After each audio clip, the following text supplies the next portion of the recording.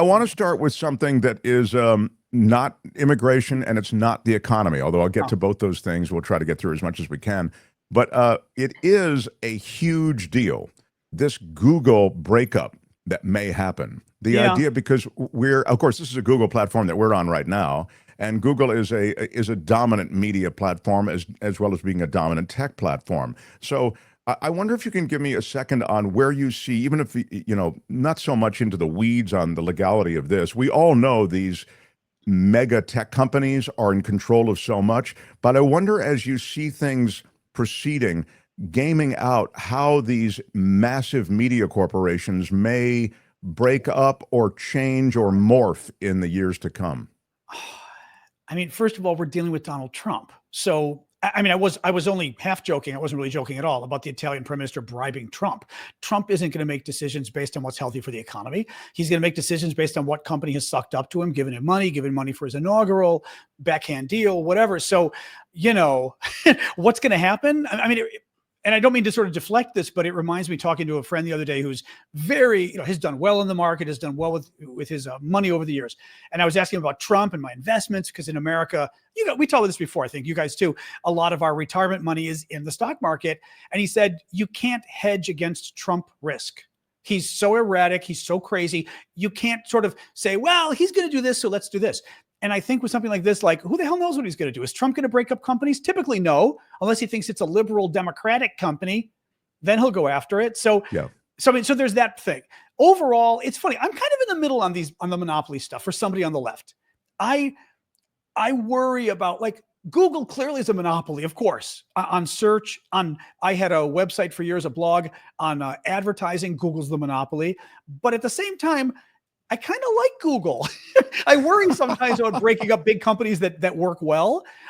When I think of the media conglomerates overall, that's almost a different story to me. When we're talking about Comcast owning, what is it? Is it CBS or NBC? I don't even know. Comcast, it's NBC, yeah. NBC, there you go. Like, right. They all own each other. No, Disney owns one of the other ones. Maybe Disney owns CBS. Is that it? No, Disney owns ABC and CBS is Paramount. Oh, there you go. Yeah.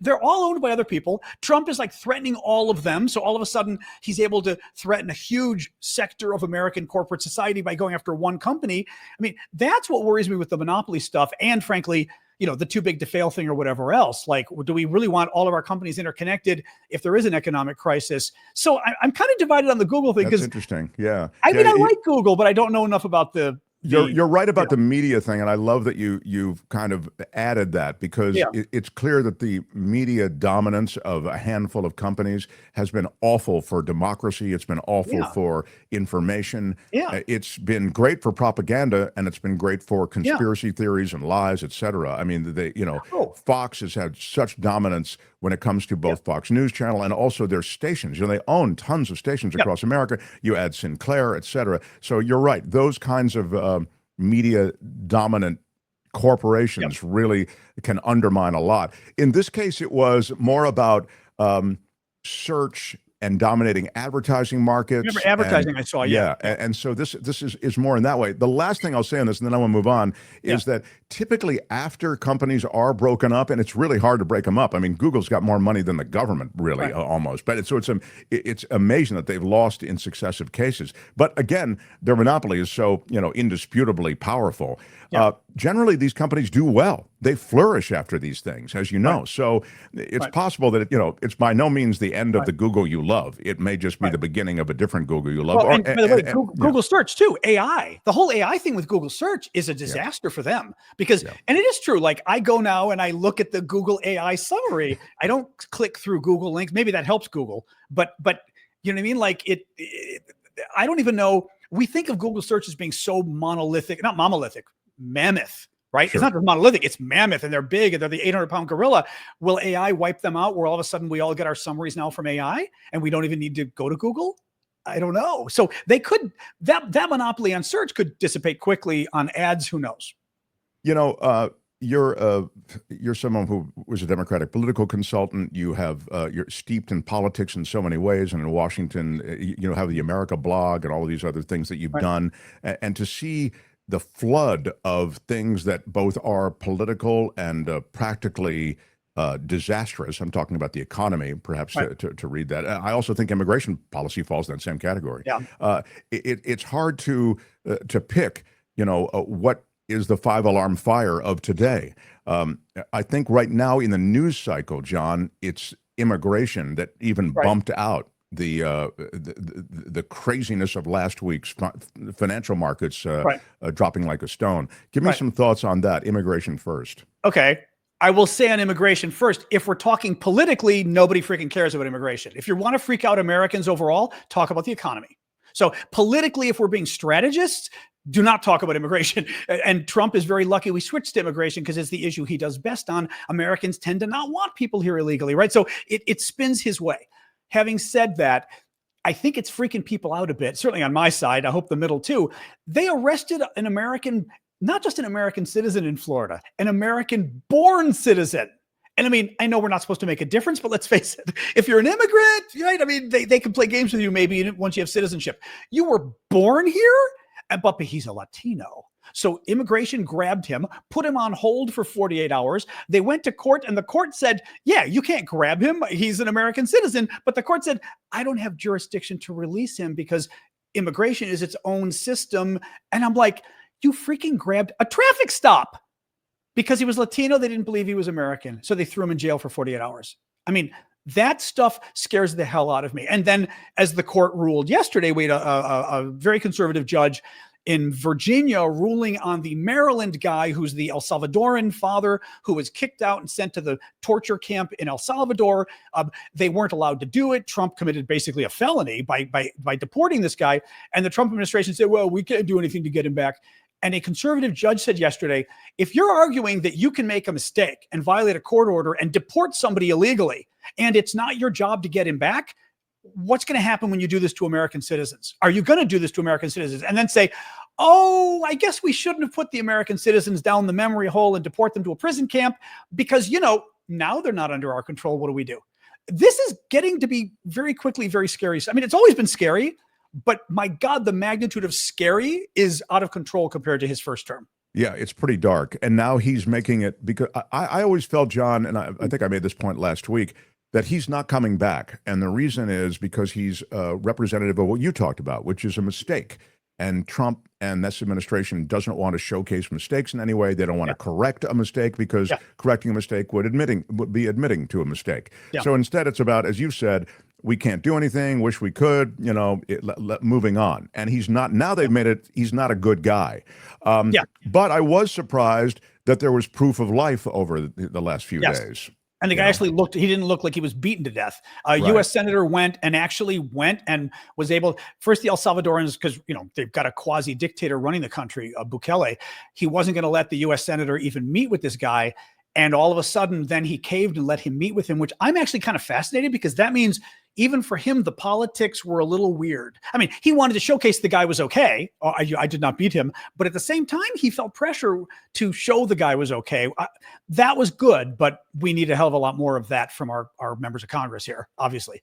There's no sense that this is going to slow down. No. In other words, the immigration policy appears to actually been picking up momentum. And ICE has this, I mean, I don't mean to, I know people invoke World War II and these fascistic regimes, but there is a brown shirt quality or an SS quality to the way ICE is going in. And as you say, they're detaining people who, legally they can't.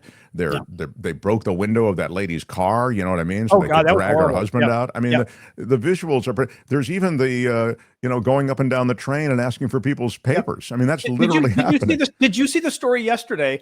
I'm convinced this guy's a Mormon. Japanese immigrant, not even an immigrant, Japanese student getting his PhD at Brigham Young University, which is the paramount Mormon university in Utah, the number one Mormon school.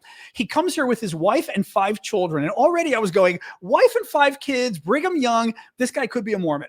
It's interesting, because the Mormons are super. No, but this is interesting. No, you're right. Of course, I'm laughing just because you're right. It fits the stereotype. But it's true. The Mormons are super Republicans. He's getting his PhD at Brigham Young, 4th of 5 years.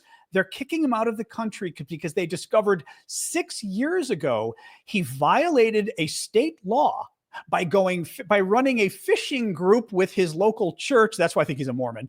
His local church, he ran a fishing excursion with the church, and they caught too many fish. They're kicking him out of the country for catching too many fish 6 years ago with his church group.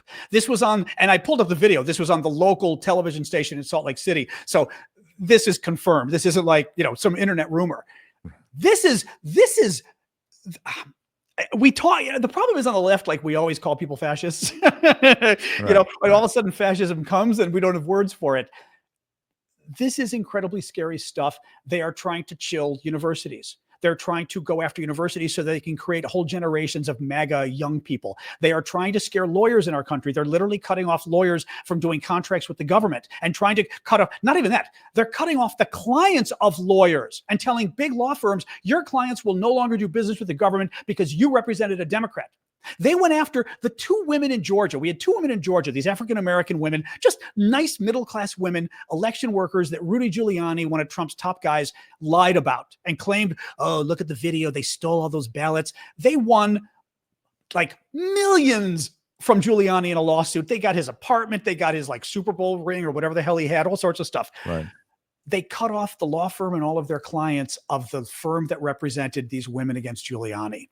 They are trying to now chill lawyers into no longer representing clients that go after Donald Trump and go after his administration. I mean, on every step of the way, it is a fascist playbook. They are trying to scare people. They're trying to, on the immigrant thing, I don't even know what they're doing now. I mean, we're kicking out Japanese scientists. Like, right. Well, again, the French scientist we kicked out. We had an Israeli one at the border the other day. Wasn't she Israeli? I think the one that had frogs in her bag. No, she's Russian. Oh, she's Russian. And they were she was coming from France, and the frogs were not declared, but they were brought. These frog embryos is what John's talking about. Because she's a researcher. Yeah. Yeah, she's a researcher, and the professor she was working with at Harvard, I believe it was, I think it was Harvard, asked her to bring them in.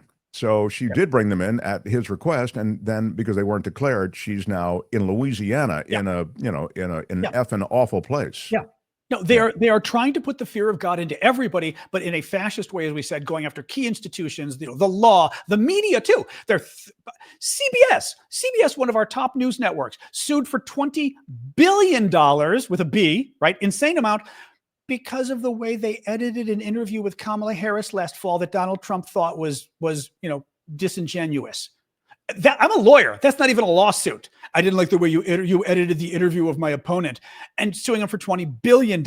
It is all about terrifying everybody. And by the way, Harvard isn't about anti-Semitism. And by the way, I wasn't thrilled about the way Harvard handled the Palestinian protests, to be honest, but that's not what this is about. They're trying to scare every freaking university in the country to help them on immigration, but also to create a new crop of MAGA students. They're talking about hiring. They want an overseer of each department at Harvard to see that there's balance of viewpoint in the staff. And if there isn't, they have to hire staff from like the MAGA wing. What, you're going to the French department to see which way individual professors lean politically? And we need more MAGA French teachers? It's loathsome. I mean, it's un-American. I know that's said, but it really is un-American. And, as you run down that list, John, I think of the death of information. They're trying to kill facts. So they go after law firms, they go after universities, they go after media, they go after objectivity, and under the guise of fighting anti-Semitism or fighting wokeism, fighting a left-leaning university. It's really it's scary because, as you say, it's all fascistic when you think about it. They are doing this, and the thing is, they're doing it for fascist authoritarian reasons. They want to control the government. They want to control the people. They want to control thought, and they want to create an entire new generation. And frankly, they're doing it to the market too. I mean, I've probably said this before on your show. I was a Republican 30 years ago. It kind of blows my mind the degree to which Republicans are willing to go along with this stuff. Like, his intervention in the stock market is insane, and the bond market, and with tariffs, we're going to have a recession. And now with Powell, now he wants to put pressure on Powell. And that's going to, the markets are going to lose themselves if Trump is able to kick out fire the chairman of the Federal Reserve and basically make interest rate policy now political. We're talking about like the economy melting down as a result, and Republicans normally would be like, okay, that's too far. Now they're like, yes, dear leader. They're cowed by, and they're scared. I mean, they're scared. Too bad. Too bad. No, but seriously, too bad. This is the Muskian influence, right? I mean, the influence of big money, then, and the threat that if you mess with Trump's plan, Elon Musk, will make sure you are primaried. I will drop a fortune. But you know what? We got 435 members, or actually 435 members of the House, 535 members of Congress. I mean, it's a freaking job, as my aunt said in Greece years ago. Your self-respect is worth more than a job. But I mean, it really is. Like, you couldn't get a third of these guys who go, it's a freaking job. I'm not going to sell my soul and also, frankly, sell out what it means to be a Republican because you're a freaking fascist lunatic. I don't want that job. These guys desperately want their little job, which goes again to show. You're right, though. They sell out the free market cornerstone of Republican economics. Well, and faith and freedom as well, right? I mean, look at on the religious stuff. I watched somebody the other day. What does Good Friday mean to Donald Trump? And his little faith advisor went off about this. And I was like, oh my God, Donald Trump probably doesn't know. Donald Trump would be like the old Easter Bunny joke where it was like asking about Jesus and it was knowing America. It probably was a Polish joke when I was growing up. We used to have, you guys may have had those too, those nasty. Oh, yeah. It's so brutal. It's weird. I don't even think when we were kids, we understood how awful nasty. That, it's bizarre. Really nasty. Like now it's bizarre because like Polish people, like, it just is weird. But the joke was something about, what was it? Jesus was born, and Easter is about Jesus he dies, he comes back 3 days later, and he comes out of the tomb, and if he sees his shadow, and it's like this whole joke about, it's actually the groundhog. But I kind of feel the same way about this, where it's like, it asked Trump what Good Friday means, and it's like, well, the Easter Bunny comes. He's the most. Well, it is true that everything about him. Not religious. Yeah, he's this deep on everything. But they gave up on faith as well, is my point. They've given up on everything they claim to care about with this guy. It fascinates me, if I don't be as freaked out as I am, that Republicans conservatives don't care about any issue they actually claim to. I guess they care about abortion, but God, they don't seem to care about anything else. Well, it's also the clinging to power, I guess, that has really been the coin of the realm and for revenge. them. This takes you back to fascism. The movement seems to be about hate and going after people we hate and finding villains who are holding us back. And the reason I don't have a good job and a good life and a good marriage is because of the Latinos and the blacks and the women and the gays. I mean, it's somehow again, the Japanese professor at Brigham Young University, these guys are racist, but I never thought like Japanese wouldn't fit their bill.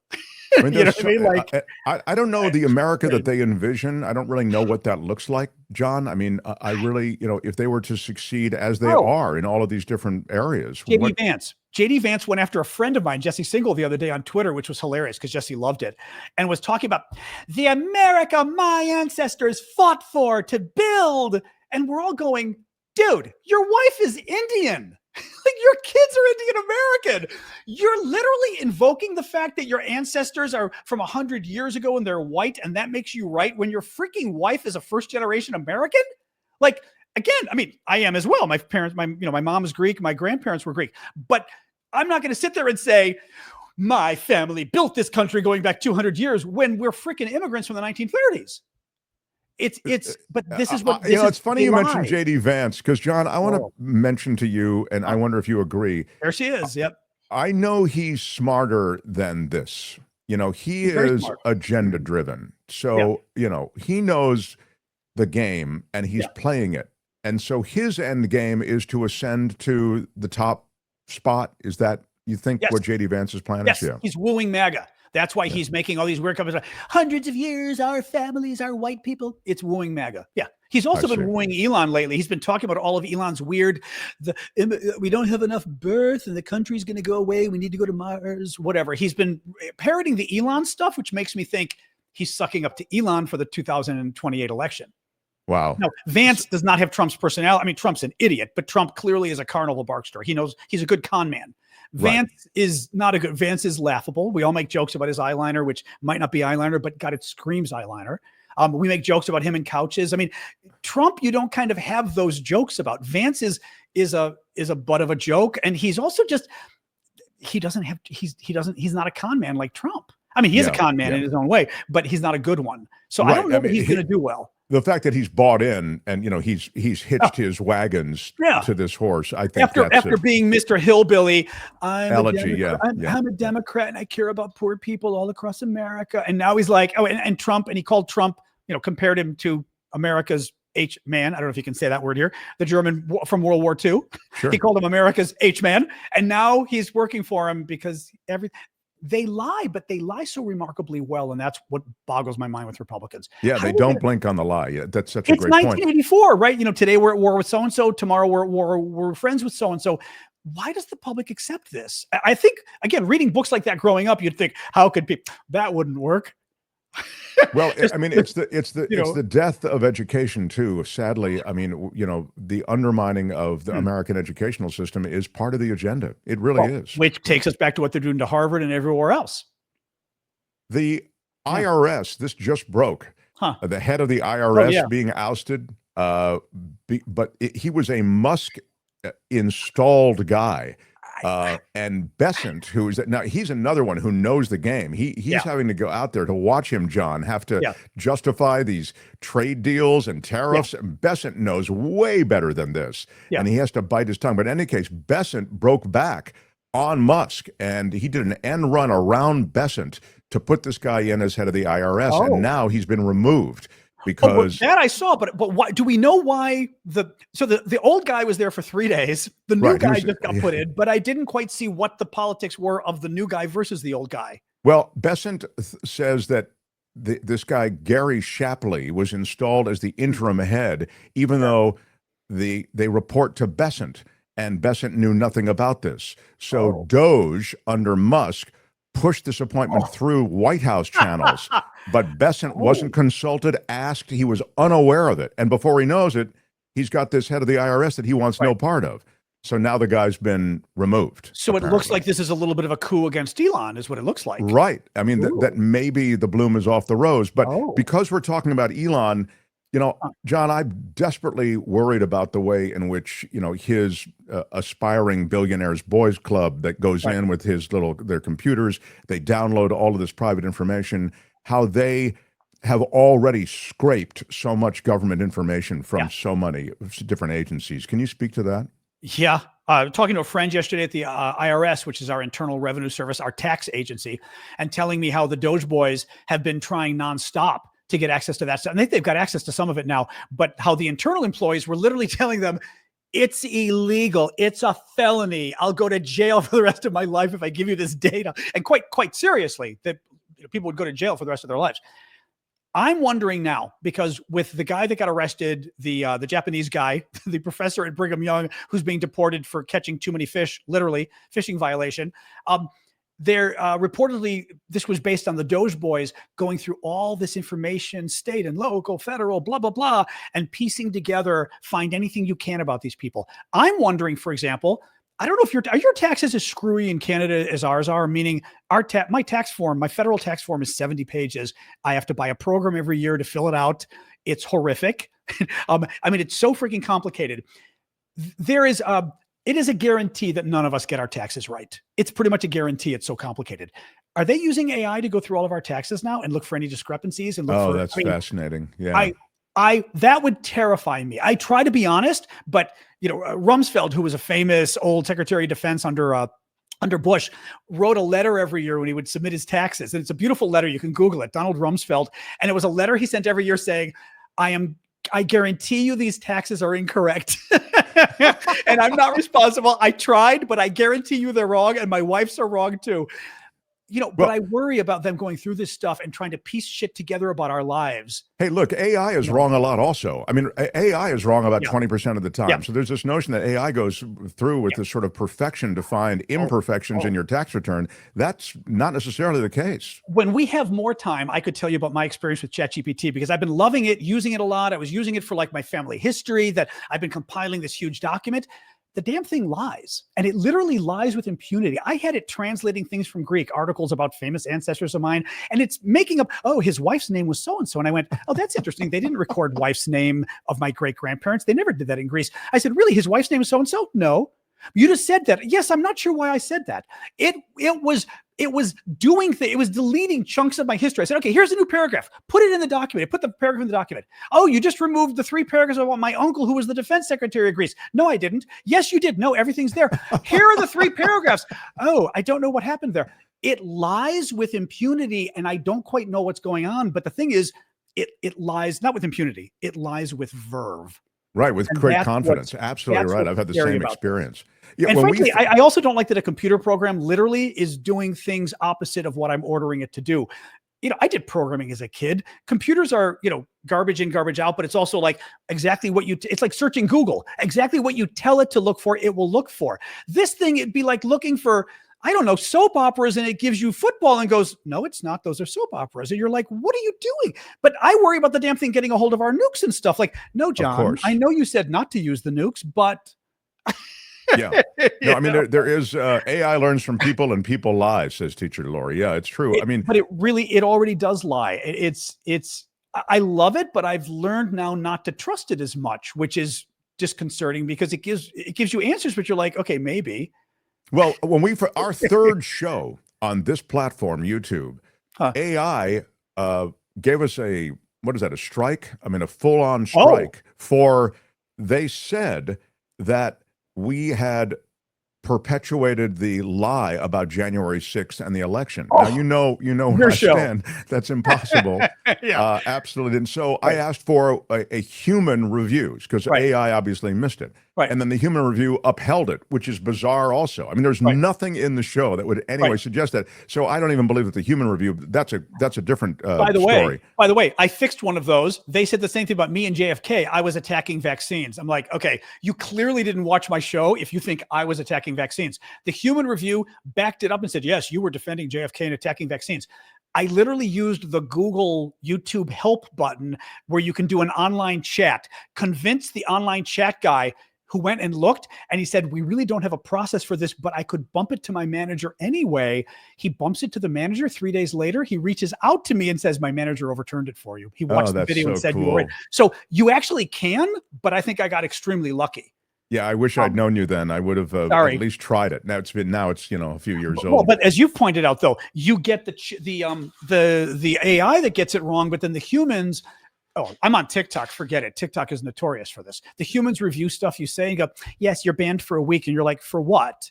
We can't tell you. Yeah, that's even better. It's very Trumpian. I mean, right now it's very, we can't reveal, or Kafkaesque, however you want to look at it. Well, and by the way, that is the best way. And again, TikTok, I don't want to bite the hand that feeds me because it's my big income source, but that is the best way to chill speech is to ban people for a week, but not tell them why at all. Every TikTok show I do, I am so freaking careful. It's not even funny because I know I could get banned for a week or worse, but I don't know banned over what topic or what I did or whatever it is. So every topic now I have to be careful and self-censor. Again, I love TikTok because I love big TikTok because I make money there. But at the same time, it is a messed up service as far as content regulation goes. Sadly, we have you up there right now. If for those, you'll hopefully get some folks jumping on board. Come You've visit me there. Great, the Aravosis report.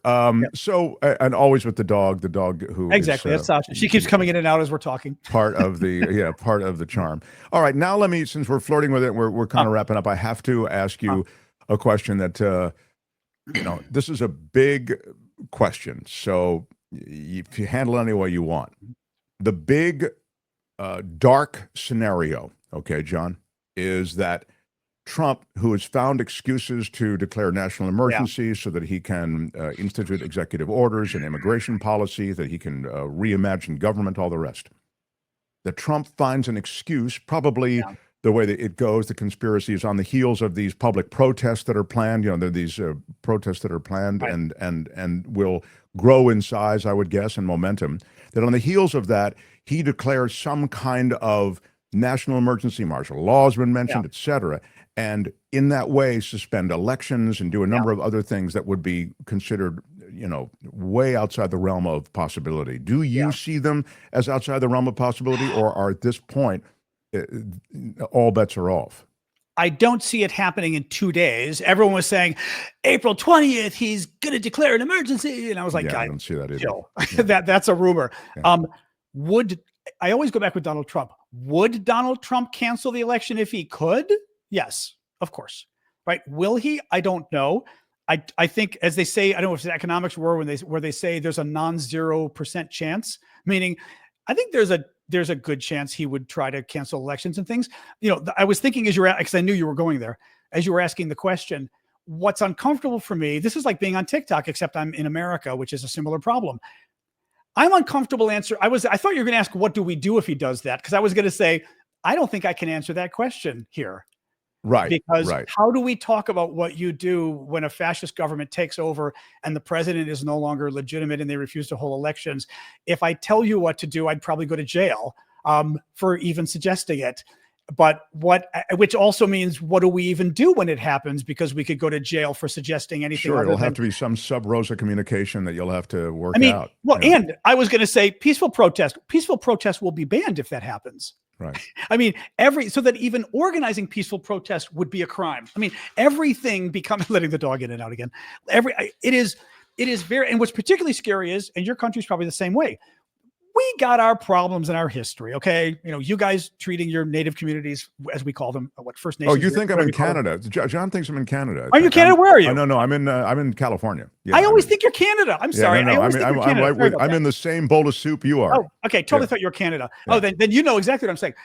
We've got our problems going back, but as Americans, we don't have a history of fascism, so that we don't have sort of this genetic cultural experience that we know how to respond. And the media doesn't know how to respond, which is a huge part of the problem too. AP gets kicked out of the White House and all the other media goes, that's terrible. But then they dutifully line up to cover Trump anyway. Like, we don't know what to do. And because we haven't experienced this before, and that's part of the advantage. They don't just hit us with nonstop offenses, like Trump keeps throwing shit at us, minute by minute. It's also just hitting us with stuff that no one would ever dare do, so that we don't even, like trying to take away Harvard's tax status. Now they're banning, not only take away the tax status, take away the grants. They're also now taking away Harvard's right to have foreign students. That's 10,000 students a year who pretty much pay full tuition. Exactly. I mean, but no one would ever do that, so that we don't even know how to respond to it. Yeah. I mean, I think this is so. To the question, all bets are off, because the extraordinary nature of this presidency and this administration allows for that narrative to actually maybe take shape. And because we don't know how to respond, we're not as effective in responding. So the narrative does take shape and they run with it, and they then start doing. The real big problem is he keeps winning in many ways. So he's doing crazier and crazier and crazier and crazier stuff. Honestly, we need the economy to collapse. I hate to say it, because I don't really want to lose my, not lose, but have my retirement go away for 10 years. But short of the economy collapsing, him collapsing it, I don't know what else will wake people up. Because they don't care about illegal immigrants getting kicked out. That's right. They don't care about immigration. They don't care about the universities. They don't care about even the university stuff. They don't. Harvard, even on the left, Harvard has lots of money. Yeah, that's really not the reason you're allowed to break the law to go after Harvard for crazy authoritarian reasons, right? And the guy was, whether he was a gang member or not, that isn't a reason to commit a felony by kicking him out. I mean, but you still have to argue that. Whereas on the economy, it's the one pure issue that everybody knows what it is. Trump can't lie about the economy, meaning he did today at the White House. He literally just said, gasoline prices are down to $1.89 a gallon nationwide. And CNN goes, actually, they're $3.60 a gallon, according to the AAA average nationwide. But egg prices are down everywhere now. My egg prices are the same price they were a month ago, which is 40% what they were 2 months ago, 40% higher than 2 months ago. But he can't. But how do you lie about egg prices? He can lie. But people go, well, that's not what mine are. Mine are $8 a dozen or whatever. Yeah, right? But he does it so effectively. He does lie without blinking. But as you suggest, the tariffs will set the economy ablaze, and look, tourism is being affected. Fewer people are coming here. There are sectors of the economy already that are being bruised up pretty badly. So and us too. Well, I tell people on my show, I try not to get too I didn't study economics, but I studied economics in graduate school, right? I didn't study economics as a major, but we had to study macro and micro and all this kind of stuff. And one of the things which always blew my mind, this fact, 2/3 of the American economy is based on consumer spending. meaning it's not big corporations and everything else. 2/3 of what makes up our economy every year and whether it goes up or down is you and me spending money. And that blows my mind because it means if we're afraid there's a recession coming, if we're afraid that the inflation's going up, if we're afraid where things are going to be, our stock market's going down and our retirement's going down, we start spending less money. All of us. And I'm sure we already have. As soon as we start spending less money, that starts to depress the economy. Businesses aren't making as much from us. When they don't make as much from us, they start to lay people off, right? All of a sudden, this ripple effect starts happening in the economy so that not only is the stock market and everything else causing problems with Wall Street and tariffs there, you and I guarantee you there's already an impact on the economy because of the consumer confidence plunging.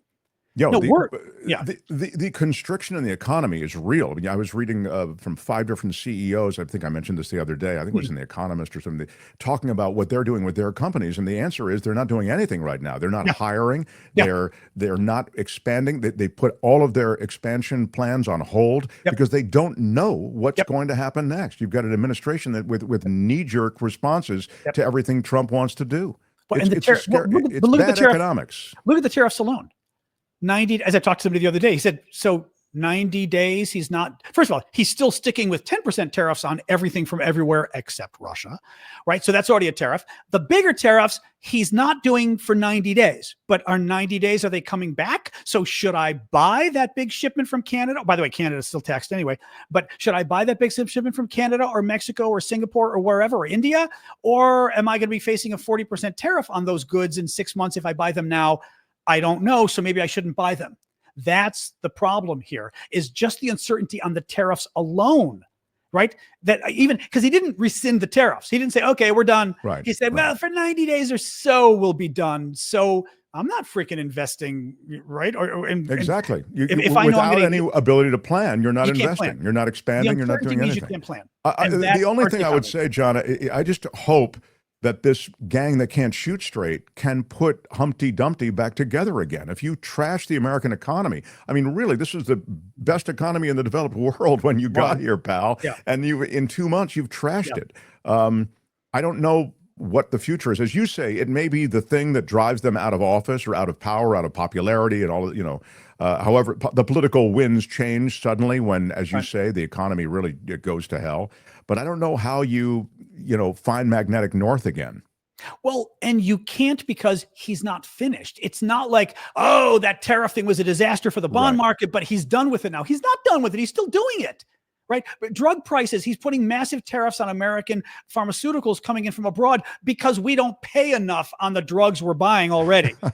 You're like, so you're going to, and he wants us to buy American drugs instead, prescription drugs. So he's going to raise the price of the prescription drugs we buy so it's too expensive and we're forced to buy the American. It's like, are you insane? Yeah. That's what I mean. There is a quality of insanity to it. That's absolutely right. John, we will find you on TikTok. We love our visits with you. Come hit us next month. Let's sit down again. We'll be back. God knows there'll be 10 times more things to talk about. Yeah. Sadly, you're right. The Aravosis Report and John Aravosis, everybody. Thanks, John. Bye, guys. So long. See you. Hi, it's Mark, and I thought that was great. Hit the notification bell. You'll know whenever there's a new video being dropped, and please subscribe to our channel to help us save the universe.